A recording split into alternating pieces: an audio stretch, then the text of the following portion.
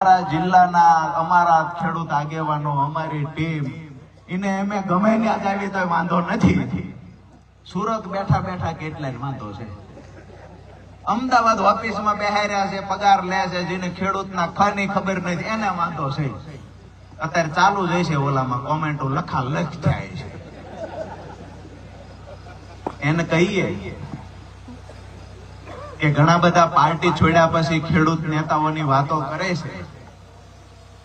Party આમ આદમી party છોડી એટલે ખેડૂતો સાથે વિશ્વાસઘાત થઈ ગયો અને ખેડૂતો માટે પૂરું થઈ ગયું. હવે લડશે નહીં. એમને એક બીજી ચેલેન્જ પણ કરીએ. જો એમને સ્વીકારવી હોય તો આપણે 8 દિવસની મુદત આપીએ છીએ. મેં પાર્ટી છોડી દીધી છે એવું તો હોય નહીં કે ખેડૂત માટે લડવા માટે 3 પાર્ટીમાંથી માત્ર એક આમ આદમી પાર્ટી બરાબર છે. એ જ ગંગાના પાણીએ નવરાવીને પાર્ટીની સ્થાપના કરી. આવું તો હોય નહીં ને.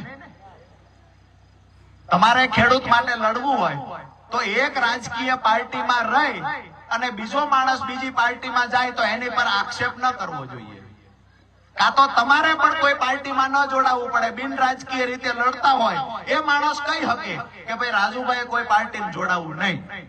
આજે હું અહીંયા ગઢાતના આંગણેથી ગોપાલભાઈ ઇટાલિયન કહીશ કે અઠવાડિયું વિચારવાનો સમય આપું છું, ત્યાં સુધી હું શાંતિ રાખીશ. 1 અઠવાડિયાનો સમય બિન રાજકીય રીતે આવો ખેડૂત અને મજૂરોની લડાઈ લડીએ. ગોપાલભાઈ પાર્ટી છોડીને બિન રાજકીય રીતે લડવા તૈયાર હોય તો ભગવાનની સાક્ષીએ કહું, આટલા ખેડૂતોની સાક્ષીએ કહું, રાજુ કરપડા આજીવન કોઈ પાર્ટીમાં જોડાશે નહીં.